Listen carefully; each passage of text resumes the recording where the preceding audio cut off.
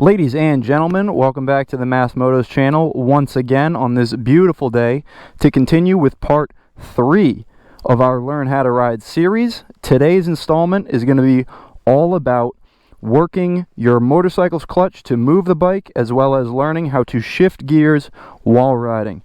So without further ado, let's get right into this. We're going to get this bike started up. Good to go. Revs to make sure it still works. So generally speaking, a motorcycle clutch is the part of your bike that essentially transfers power between your powertrain, your engine, and your gearbox, your transmission, and obviously that powers the rear wheel. So I'm hoping I'm going to overlay a little bit of a graphic or animation of a clutch, but it's important to understand the setup of what a clutch is. It's multiple plates that are packed together that when you pull the clutch in, separate and spin freely and do not transfer that energy into the gearbox. And when the clutch is released, those friction plates collapse onto each other and they grab each other and they will spin, allowing the drive shaft to actually spin. So that's what's happening there. I think it's always good to understand the general I guess makeup or mechanics of stuff, because it will help you better understand how to utilize it and how it works while you're using it, I guess. So let's get right into this. We're going to pull this clutch in, which is separating those plates, and we're going to throw the bike in first gear. Now, this is probably the most watched thing on YouTube for motorcycles, is how to operate a clutch. Thinking back on how a clutch works, anywhere in between those clutch plates fully stuck together or fully separated is where that bike is going to move. Now you need to learn where in that range that's going to happen. Now, some people may say, give it throttle, give it this, give it that, you know, hold the throttle and do this. The simplest thing to start doing is releasing your clutch under just the idling power of this bike. And this bike is going to want, just little by little, centimeter by centimeter, let it out and just feel that bike. I can feel it under my legs now. This bike wants to move. You can see it's literally moving just under the power of its idle. Now I'm going to pull that in again and brake the bike.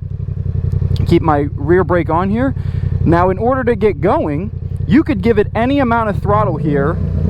So do that and actually let the clutch out to start to move. And once you're moving, you can essentially let the clutch go all the way nice and slowly. So I'm going to demonstrate that here. If I just give the bike set amount of throttle and slowly release that clutch, those friction plates are going to start to contact and slowly want to move this bike. And you can see I'm not changing anything, I'm just walking it as well. I'm not changing anything on the throttle input, just slowly letting that clutch out, same throttle, and that's it, you're moving. It is literally that simple.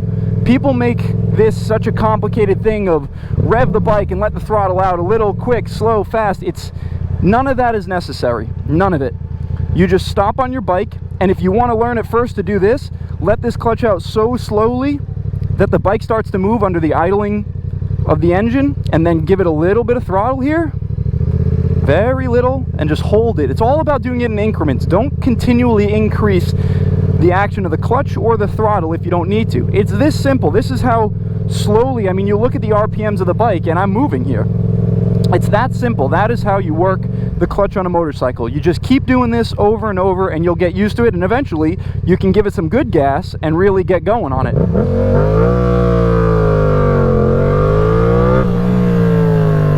Like that. That's kind of how you get a fast start. You got to find that sweet spot in the clutch where those plates are touching but still spinning freely. They haven't grabbed each other together yet and are, you know, spinning in unison. So that's it for clutch action. It's really that simple. And for anybody wondering, the road I've been filming on is a new development, completely roped off. There is no through traffic on this road. That is why I'm stopped in the middle of the street, so it's all good. So let's talk about shifting now. We're going to cruise around this corner in first gear, and then as we make this turn, we're going to learn how to shift into second. And that operation is this. Your throttle is going to be closed. The clutch is going to be, here, let me go into neutral so I can do this. You're going to close, so if you've got gas going, you're going to close the throttle, pull the clutch in, essentially simultaneously, change into your gear, and slowly let out the clutch and give that gas back to the bike. Almost at the same time. They work in opposites. So let's go ahead and do that. So here we go, we're starting off in first gear, we're moving around. and we'll get a little bit of maneuvering here. So I'm coming up to a stop, right? I'm going to pull that clutch in. I'm going to use my brakes. Even though it's a closed road, you're going to check both ways. Give the bike a little gas and let that clutch come out. So now we're moving down here, and as my revs are increasing, my revs, I want to change. So I'm going to close, shift up, and you can see I'm holding it here, and I can slowly let go into second. You right there, you saw a little bit of engine braking. That's because the revs were not high enough to match the spinning speed of that gear to keep my speed constant from first. That's something you want to learn how to do. So let's get up into third as well, and we'll do this a little quicker. So we're gonna, again, close throttle and shift. Close, shift, and let go. That's it. You don't even need to fully pull your clutch in. As a matter of fact, you really don't technically need your clutch to shift. You can actually shift gears if you just let go of the throttle and shift up. It releases enough, not tension, but the mesh of the gears do not mesh absolutely perfectly with zero tolerance.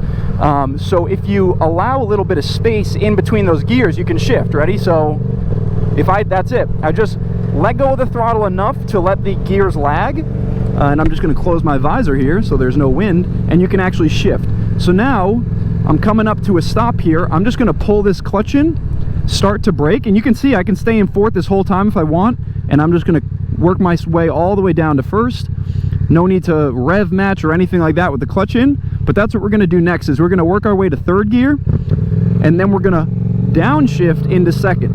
And what that's going to be is a clutch in, give it some revs while it's in neutral while the clutch is in, and then we're going to shift down and let go of that clutch.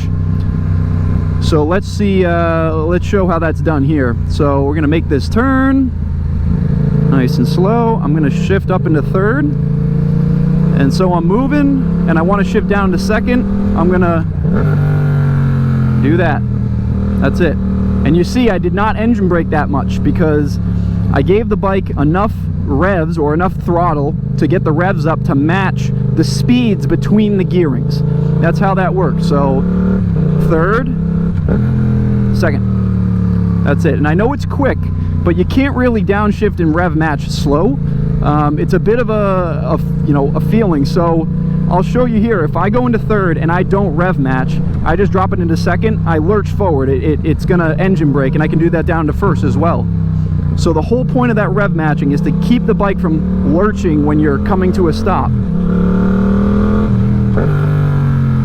So that's it. You can hear that blip of the throttle as I downshift. So we'll go around the bend here one more time, just doing some upshifts and downshifts, and I think we're going to call it good on this segment.